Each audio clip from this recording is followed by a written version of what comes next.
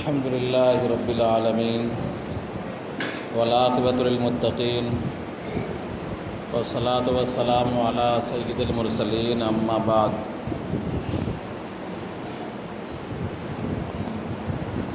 قال اللہ تبارک و تعالی فی کلامہ المجید اعوذ باللہ من الشیطان الرجیم بسم اللہ الرحمن الرحیم۔ من یطع الرسول فقد اطاع اللہ، صدق اللہ العظیم۔ محترم بزرگوں، عزیز ساتھیوں، گزشتہ ہفتے آپ حضرات کے سامنے بات آئی تھی اور تفصیلی بیان حضرت علی کے اس قول کی روشنی میں کیا گیا تھا کہ کفر کے ساتھ حکومتیں چلتی ہیں لیکن ظلم کے ساتھ حکومتیں نہیں چلتی ہیں، اور اس کے کئی واقعات آپ حضرات کے سامنے بیان کیے گئے تھے اور بتایا گیا تھا کہ کس طرح ہمارا موجودہ حکمراں طبقہ یہاں کی عوام پر اور بطور خاص کلمہ طیبہ لا الہ الا اللہ محمد الرسول اللہ پڑھنے والے اور اس کی نشر و اشاعت کرنے والوں پر ظلم و زیادتی کر رہا ہے۔ یہ اشارہ صاف ہے کہ جس طرح اللہ تبارک و تعالیٰ کی سنت رہی ہے کہ ظالموں کو زیادہ مہلت نہیں دیتا، ایسے ہی اللہ تبارک و تعالیٰ موجودہ ظالموں کو بھی زیادہ مہلت نہیں دے گا، لیکن شرط ہے اس کے لیے کہ ہم اور آپ اللہ تبارک و تعالیٰ سے لو لگائیں، اللہ تبارک و تعالیٰ کے سامنے گر گرائیں، اللہ کے دین کو مضبوطی سے تھامنے کی کوشش کریں۔ اگر ہم نے یہ کر لیا تو انشاءاللہ وہ دن دور نہیں جب الٹی ہوئی کشتیاں اور الٹے ہوئے تاج و تخت لوگ دیکھیں گے۔ بات شروع کرنے سے پہلے میں ان تمام حضرات کو مبارکباد دیتا ہوں کہ جنہوں نے اپنی مسجد سے پچھلے جور میں نکلنے کا ارادہ کیا اور نکلے اللہ کے راستے میں 40 دن مسجد والے ماحول میں نورانی ماحول میں رہ کر صحیح سالم اپنے گھر واپس آئے،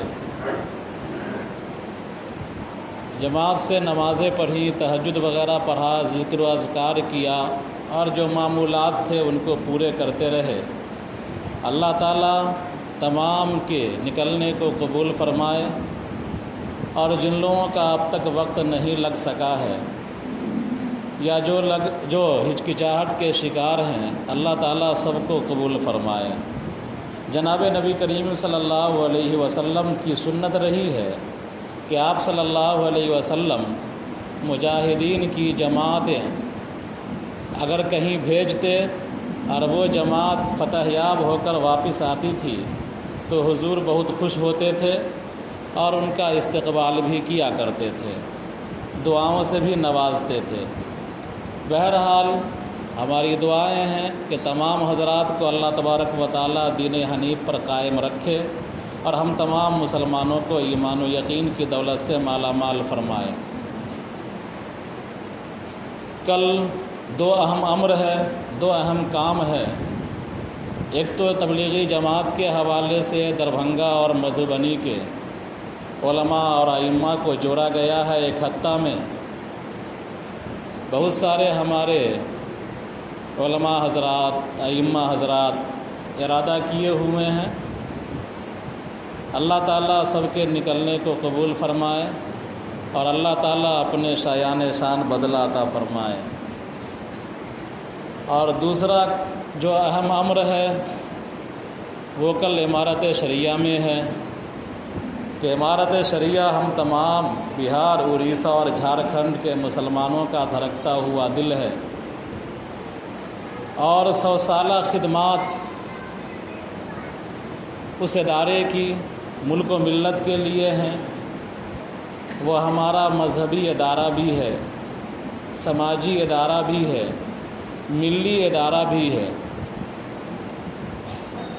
وہ جتنا مستحکم ہوگا، جتنا مضبوط ہوگا،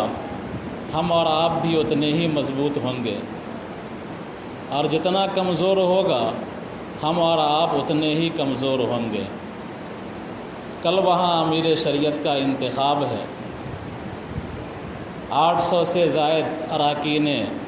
شورا اور ارباب حل و عقد جو منتخب کرتے ہیں امیر کو، بہت سارے لوگ وہاں پہنچ چکے ہیں، بہت سارے لوگ جانے والے ہیں۔ دعا کیجئے کہ اللہ تبارک و تعالی ہر قسم کے خلفشار اور انتشار سے کل کے پروگرام کو محفوظ فرمائے، اور شرائط امیر اور اہلیت امیر سے متصف کوئی شخص بہار، اڑیسہ اور جھارکھنڈ کو امیر شریعت کے طور پر عطا فرمائے۔ اس کے لیے ہم اور آپ دعا کریں۔ لوگ کوشش کر رہے ہیں، حالات پرامن رہے، کسی قسم کا کوئی خلفشار، کوئی انتشار، کوئی تنازع نہ ہو، اور متفق امیر جس پر تمام لوگوں کا اتفاق ہو جائے، ایسا امیر ہم لوگوں کو مل جائے۔ میرے محترم،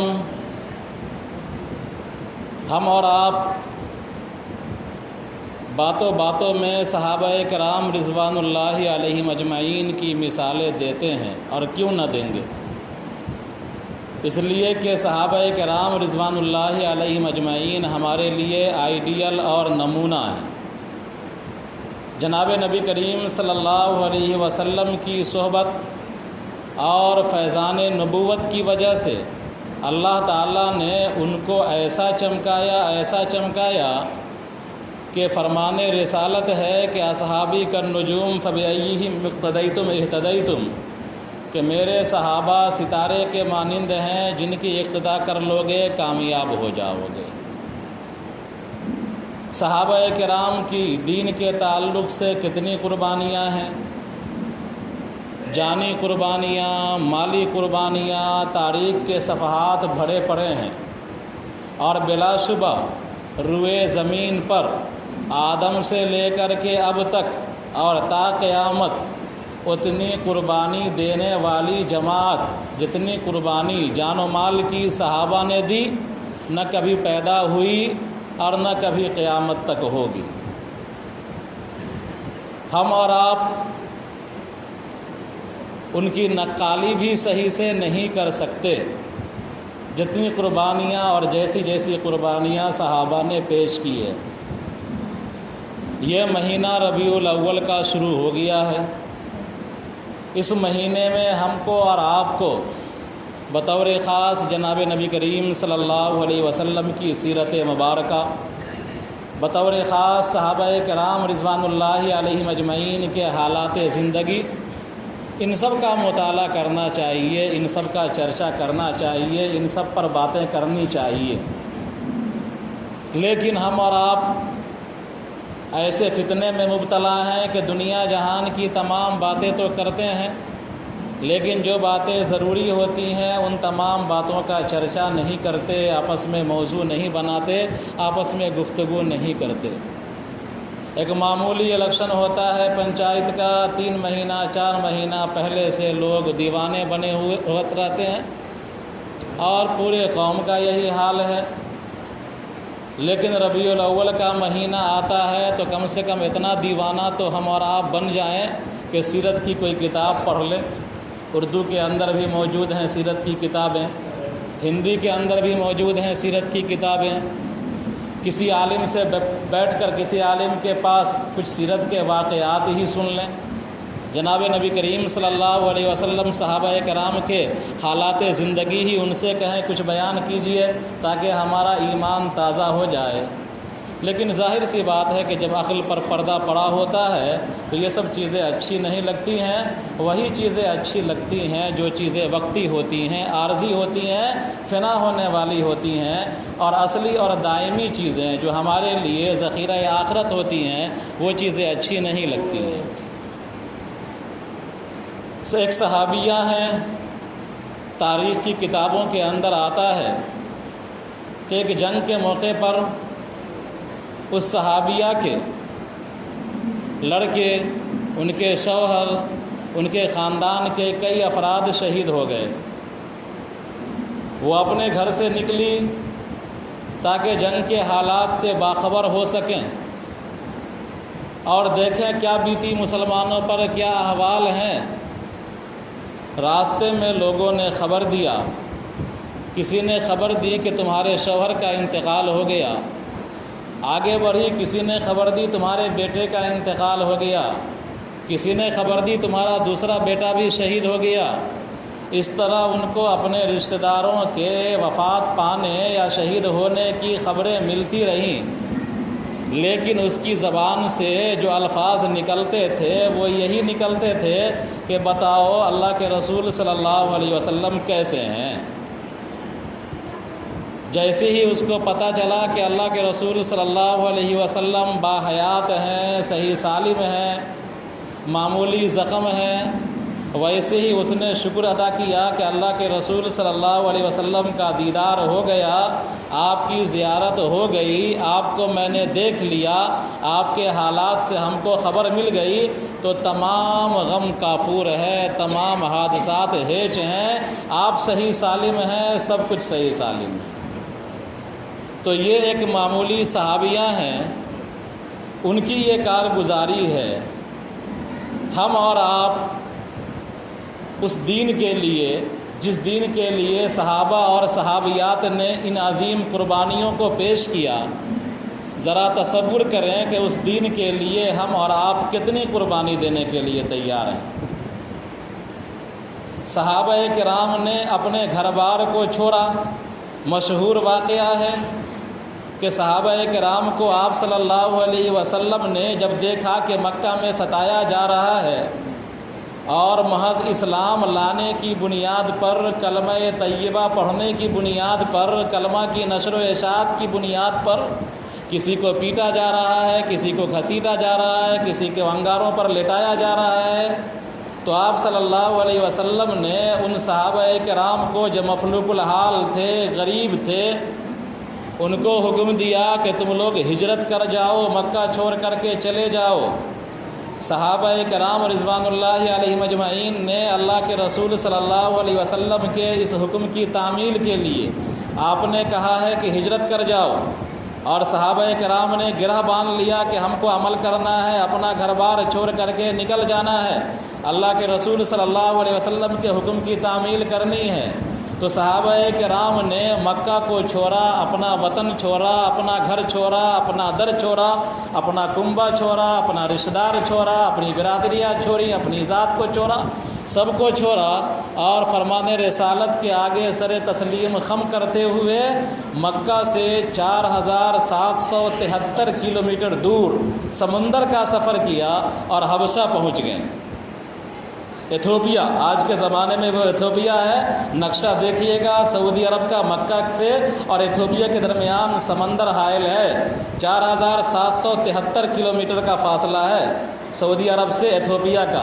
صحابہ کرام نے اس بحری سفر کو گوارا کیا، لیکن اللہ کے رسول صلی اللہ علیہ وسلم کے فرمان میں کیل و کال نہیں کیا کہ کیا کریں، دوسرے ادھر چلے جاتے ہیں، ادھر چلے جاتے ہیں، یہاں بیٹھ جاتے ہیں، یا کچھ دن کے لیے چپ ہو جاتے ہیں، دین اسلام کی نشر و اشاعت نہیں کرتے ہیں۔ تو یہ صحابہ کرام نے قربانی دی ہیں، تو ہمارے لیے وہ آئیڈیل بنے ہیں، نمونہ بنے ہیں کہ فرمان رسالت نے فرما دیا کہ اگر ایک صحابی کی اقتداء کر لوگے تو تم راہ یاب ہو جاؤ گے۔ انفاق فی سبیل اللہ، اللہ کے راستے میں خرچ کرنے کی جناب نبی کریم صلی اللہ علیہ وسلم نے بار بار ترغیب دی، صدقہ و خیرات کی بار بار ترغیب دی، اور صدقہ و خیرات زکوٰۃ کا جو سسٹم اسلام نے دیا اور جناب نبی کریم صلی اللہ علیہ وسلم نے جو نظام دیا، اس سے پہلے ایسا نظام نہ تھا اور نہ اس کے بعد کوئی ایسا نظام آئے گا جس سے غریبی کا خاتمہ ہو جائے، مفلوق الحالی کا خاتمہ ہو جائے، فقیری دور ہو جائے۔ یہ سسٹم، گرچہ یہ سسٹم ہے اور لوگ تسلیم کرتے ہیں، ہم مانیں نہ مانیں، لیکن جب مورخین لکھتا ہے ان باتوں کو تو وہ کہتا ہے کہ یہ نظام ایسا ہے، مسلمانوں کے زکوٰۃ کا نظام، عشر کا نظام، صدقہ و خیرات کا نظام، خمس کا نظام، یہ نظام ایسا ہے کہ اس نظام کو اگر صحیح طریقے سے عمل کیا جائے تو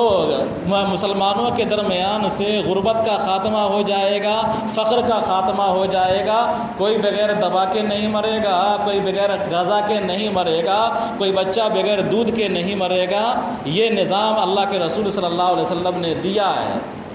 میں بتایا تھا، کبھی یاد ہوگا کہ ہندوستان کے اندر ہی جب مسلمانوں کے حالات اچھے ہوتے ہیں اور مسلمان جب زکوٰۃ نکالتے ہیں تو کئی ہزار کروڑ زکوٰۃ نکالتے ہیں مسلمان، تو کئی ہزار کروڑ، اور 24,000 کروڑ میں وہ کیا کہتے ہیں، وہ 4 لائن جو سڑک ہے پورٹ بندر سے لے کر کے وہاں تک آئیجل تک بن جاتی ہے، وہ سڑک 24-25 ہزار کروڑ میں۔ تو اتنی زکوٰۃیں مسلمان 1 سال 1.5 سال کے اندر نکالتا ہے، صدقہ و خیرات وہ الگ ہے۔ تو اگر یہ نظام صحیح سے نافذ ہو جائے تو ہمارے درمیان نہ غریبی رہے گی، نہ بے روزگاری رہے گی، ساری غریبیاں دور ہو جائیں گی۔ آج ایک صحابی یاد آ رہے ہیں، حضرت ابو درداء رضی اللہ تعالی عنہ، نام آپ نے سنا ہوگا، پڑھے لکھے لوگ ہیں، ماشاءاللہ کتابوں سے بڑی انسیت ہے، کتابوں سے انسیت ہو یا نہ ہو، واٹس ایپ اور چیٹنگ وغیرہ سے تو انسیت ہے ہی، کھڑے کھڑے گھنٹوں گزار دیتے ہیں الحمدللہ ہمارے یہاں کے بچے۔ حضرت ابو درداء ایک صحابی رسول ہیں، وہ حضور صلی اللہ علیہ وسلم کی مجلس میں تھے، صحابہ کرام مجلس میں موجود تھے۔ اتنے میں ایک یتیم بچہ جو جوان ہو گیا تھا وہ آیا اللہ کے رسول صلی اللہ علیہ وسلم کے پاس اور آپ سے عرض کیا کہ یا رسول اللہ صلی اللہ علیہ وسلم، ہمارا ایک باغ ہے چھوٹا سا، اس باغ کی ہم باؤنڈری دے رہے ہیں، اس باغ کو ہم گھیر رہے ہیں، لیکن دیوار جب ہم قائم کر رہے ہیں تو وہیں پر دیوار کے بیچ میں کسی کے، ہمارے پڑوسی، وہ بھی صحابی ہیں، ہمارے پڑوسی، ان کا ایک کھجور کا درخت ہمارے دیوار کے بیچ میں پڑ رہا ہے۔ میں ان سے کہہ رہا ہوں کہ یہ درخت مجھے دے دو تاکہ ہم اپنی دیوار کو مکمل کر لیں، وہ اس کے لیے تیار نہیں ہیں۔ میں نے ان سے کہا کہ قیمتاً دے دو، ہدیتاً دے دو، تیار نہیں، قیمتاً دے دو، تیار نہیں، کہ جو قیمت ہے میں دے دوں گا، میری دیوار سیدھی ہو جائے گی، ٹیڑھی نہیں رہے گی، تو اس کے لیے بھی تیار نہیں کہ میرا درخت ہے یہ ایسے ہی رہے گا۔ آپ صلی اللہ علیہ وسلم، محدثین نے ان کا نام ابو لبابہ لکھا ہے، آپ صلی اللہ علیہ وسلم نے ان کو بلوایا، بلوانے کے بعد اس یتیم بچہ جو جوان ہو گیا تھا، اس کی فریاد آپ نے اس کے سامنے پیش کی۔ آپ صلی اللہ علیہ وسلم نے فرمایا وہی بات جو یتیم نے کہا تھا کہ یہ کھجور کا درخت ایسے ہی دے دو فری میں۔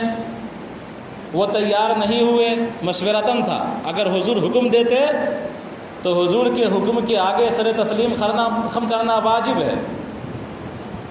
تو حضور نے حکم نہیں دیا تھا، اس لیے اس کو نافرمانی پر محمول نہیں کیا جا سکتا۔ حضور نے مشورتاً کہا کہ یہ بچہ مانگ رہا ہے تم سے کھجور کا درخت دے دو، اس کی دیوار سیدھی ہو جائے گی، اگر تم ایسے ہی نہیں دے سکتے قیمتاً دے دو۔ وہ خاموش رہے۔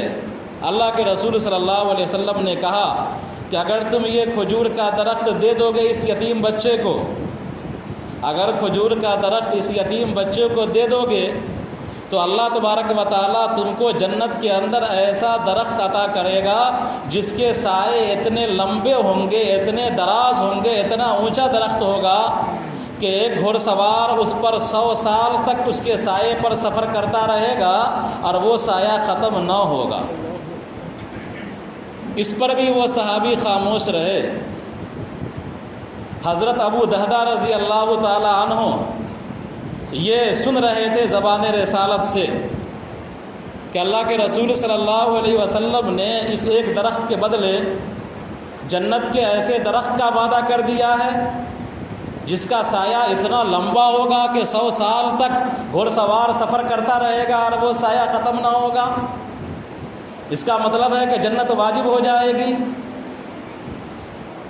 ابو دہدہ رضی اللہ تعالی عنہ نے جناب نبی کریم صلی اللہ علیہ وسلم سے عرض کیا کہ اللہ کے رسول صلی اللہ علیہ وسلم، اگر میں اس کی شکل نکال دوں، اگر وہ کھجور کا درخت میں دے دوں تو کیا مجھے یہ انعام ملے گا؟ آپ صلی اللہ علیہ وسلم نے ارشاد فرمایا، کیوں نہیں، تم کو بھی یہ انعام ملے گا۔ ابو دہدہ نے ابو لبابہ کو ساتھ لیا اور گفتگو کی۔ ایک کھجور کی قیمت لے کر دینے کے لیے تیار نہیں ہیں، فری میں دینے کے لیے تیار نہیں ہیں۔ ابو دہدہ نے ان سے کہا کہ ابو لبابہ، میرا مدینے میں باغ ہے جس میں 500 سے زیادہ درخت ہیں کھجور کے، تم اس باغ کو جانتے ہو؟ تو انہوں نے کہا ہاں جانتے ہیں، جتنے تجار آتے ہیں باہر سے سب تمہارے باغ کی تعریف کرتے ہیں۔ انہوں نے کہا کہ اس باغ کے اندر میرا محل بھی ہے، میرا گھر بھی ہے۔ کہا میں جانتا ہوں۔ انہوں نے کہا کہ اس باغ کے اندر کنواں بھی ہے جس کا پانی انتہائی شیریں ہے، میٹھا ہے۔ کہا میں جانتا ہوں۔ ابو دہدہ نے کہا کہ ابو لبابہ، وہ پورا باغ جس میں 500-600 کھجور کا درخت ہے اور سب پھلا ہوا ہے، لدا ہوا ہے پھلوں سے، وہ پورا درخت باغ تم لے لو اور وہ کھجور کا اکیلا درخت جو یتیم بچے کے دیوار کے بیچ میں آ رہا ہے وہ ہم کو دے دو۔ چنانچہ انہوں نے منظور کر لیا۔ ایک کھجور کے درخت کے بدلے 600 کھجوروں کا درخت مل رہا ہے، انہوں نے قبول کر لیا۔ ابو دہدہ خوشی خوشی آئے اور جناب نبی کریم صلی اللہ علیہ وسلم سے عرض کیا کہ سودا ہو چکا ہے، یہ کھجور کا درخت جس کے بارے میں آپ نے یہ فرمایا کہ یہ کھجور کا درخت ابو لبابہ تم دے دو گے تو تم کو اللہ تبارک و تعالیٰ ایسا درخت عطا کرے گا جس کے سائے میں 100 سال آدمی سفر کرے گا اور وہ سایہ ختم نہ ہوگا۔ اے اللہ کے رسول صلی اللہ علیہ وسلم، میں نے یہ درخت خرید لیا ہے ابو لبابہ سے اور میں نے اپنا باغ ان کو دے دیا ہے، اور یہ کھجور کا درخت میں اس یتیم بچے کو سپرد کرتا ہوں۔ میں یہ کھجور کا درخت 600 کھجور کے بدلے، باغ کے بدلے خرید کر ایک کھجور کا درخت میں اس یتیم بچے کے سپرد کرتا ہوں، کیا اب ہم کو انعام ملے گا؟ آپ صلی اللہ علیہ وسلم خاموش رہے اور پھر عرض کیا کہ ایک کھجور کے درخت پر یہ وعدہ تھا کہ اللہ تعالیٰ ایسا درخت عطا کرے گا جس کے سائے اتنے لمبے ہوں گے، اور تم نے 600 کھجور کا درخت عطا فرمایا ہے، اللہ کے راستے میں دیا ہے، تو اب تمہارے کھجور کے درخت جنت میں ان گنت ہوں گے، یہاں تم گن نہیں پاؤ گے، اتنے درخت ہوں گے۔ حضرت ابو دہدہ خوشی خوشی اپنے گھر گئے، اپنی اہلیہ اپنے باغ میں گئے، اہلیہ وہیں تھی، بچے وہیں تھے، اور دور ہی سے باہر سے کھڑے ہو کر آواز دیا،